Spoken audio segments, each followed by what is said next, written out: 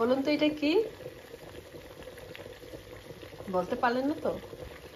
এটা হচ্ছে ঘি বানাচ্ছি ঘরে আমি। আর আমি সচরাচর বাংলাদেশে ঘিটা খাই না।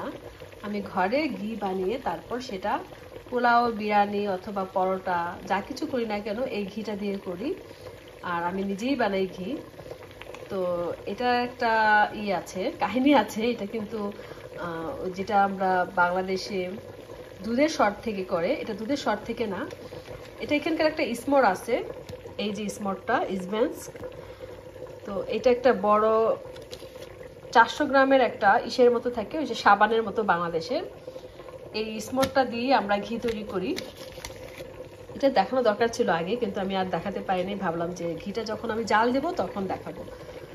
তো একটা টুকরা ছিল 400 গ্রামের স্মর।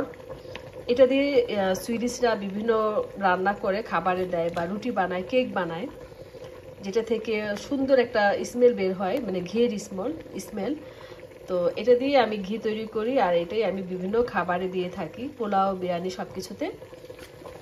তো এটা অনেকক্ষণ জাল দিতে হয়, একদম কম আঁচে করতে হয় এই ঘিটা।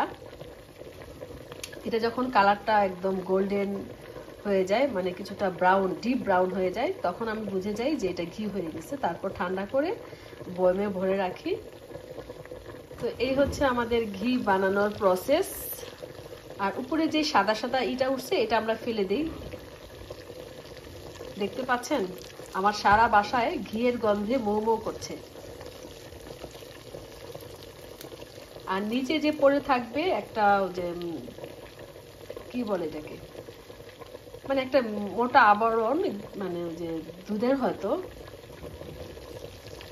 দুধের সর যেরকম ছাকড়া ছাকড়া ভাবে পড়ে থাকে না, সেটাও যদি আটকে থাকে সেটা ফেলে দেব। শুধু আমি লিকুইড যে ঘিটা, তেলটা, সেটাই উঠিয়ে নিব। তারপর ঠান্ডা করে এটা বয়মে রেখে দেব। এটা প্রায় 1 মাসের মতো আমরা ইউজ করে খেতে পারি।